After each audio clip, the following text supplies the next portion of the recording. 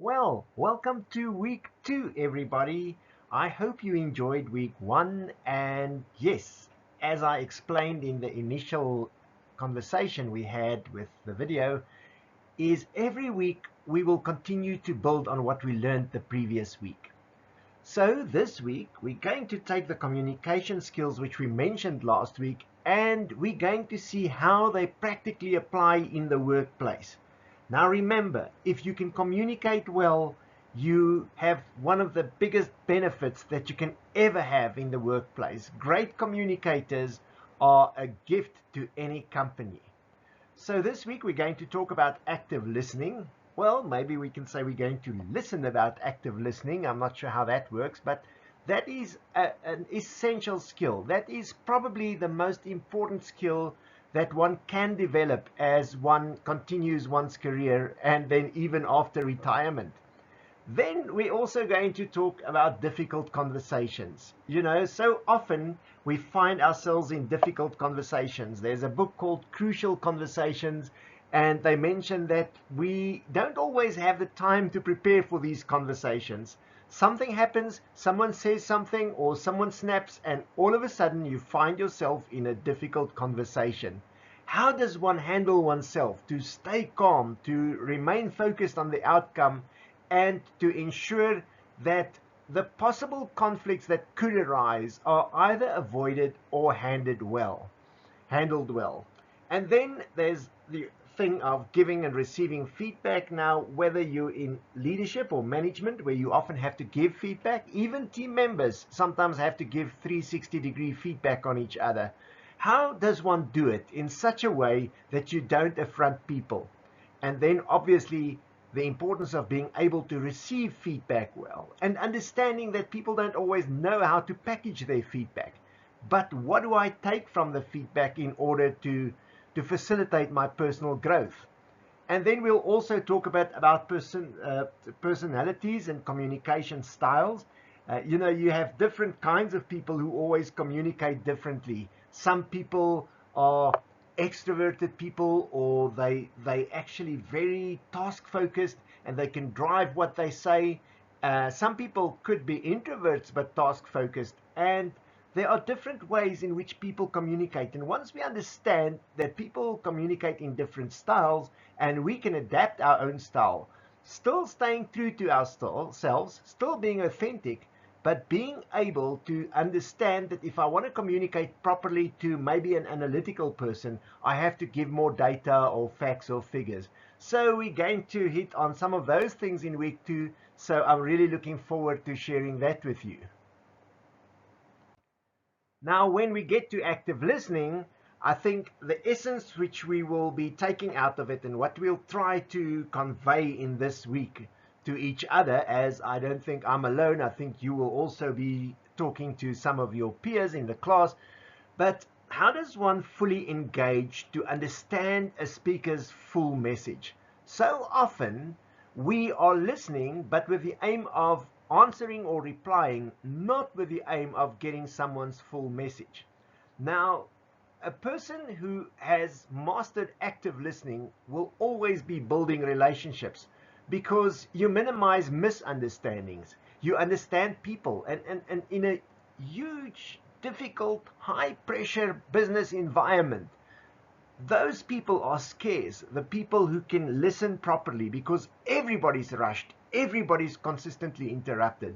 So how do you become the person who builds the, the best possible relationships, and how do you also respond thoughtfully? In other words, how do you show that you've truly listened, that you truly understand, and very, very important, how do you balance that with business demands? Because remember, sometimes you have to listen and sometimes you have to act. You're consistently balancing task and relationship tension. Now, I mentioned this in the first slide, but managing difficult conversations is such a challenge. You arrive at the workplace, this could even happen at home or in a social environment, and you are calm and peaceful and happy, and someone says something which just triggers you. Now, how do you remain calm? Remember, this can come unexpectedly. And how do you ensure that you handle these difficult conversations in the best possible way. So we all talk about the fact that you have to consider and you have to actually make it a habit to seek positive outcomes. And then once you know that you can manage yourself, that you can try to focus on the positive outcomes, how do you communicate effectively? How do you ensure that in as many as possible ways or as many as possible times you manage difficult conversations well? I can guarantee you not every one of us are able to handle every one of those conversations well, but if you can handle 80% of crucial or difficult conversations well, it's going to stand you in good stead in the workplace. Oh, giving and receiving feedback. So often this is where challenges arise when someone says something. It might be the right thing, but they say it in the wrong way. And then we don't take the feedback in the way it was intended. Very often we might be the person giving the feedback. So how does one give feedback to ensure that you maintain good relationships but make progress in terms of the expected behavior change? And then, on the other hand, how do you receive feedback to ensure that despite the fact that someone might have reprimanded you or might have said that something that you thought was right was not actually that right, how do you handle that to ensure that you keep on growing and that the company or the workplace keeps on going? People communicate differently. Some people are assertive, they direct, they might come over as very confident. Some people might actually think they're extroverts. Some introverts could also be assertive and think about how that could play out. And then you have collaborative people, people who value input and would like to have consensus. Now remember, if you have to make quick decisions, like for instance in the military, it's okay to be collaborative, but you also have to take command and get into control much faster than in many other environments. And then you have analytical people who would like to have all the data, would like to consider the options. And then you have empathetic people who would like to consider other people. Now, we all have to consider all those areas and really great leaders. And we are all leaders, as I think we all lead lives. And in the workplace, you play different roles in which you have to be proactive, which means you take the lead in some situations.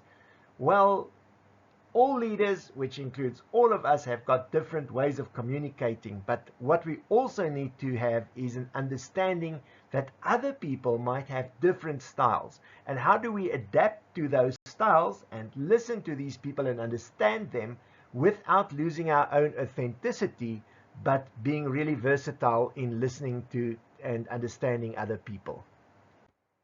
As we go through the course, I would love for you to play along with the practical exercises as well as the assignments, because when the course was created, I really tried to consider how these things would play out in the workplace and how you could become a forward-thinking person in terms of relationships and how the course can actually impact you. So some of the activities in this week will be interactive, and then there are scenarios, and I'd like you, whenever there's a scenario in either the readings or the videos, to sit back and reflect, how does this play out in your environment?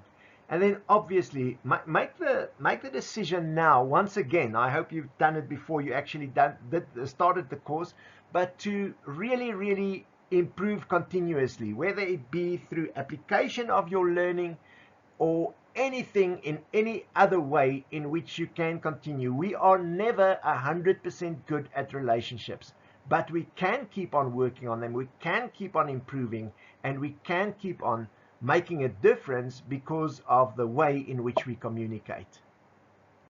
Right, so it's time to dive into the weekly material. I hope you get some practice as you go through the exercises.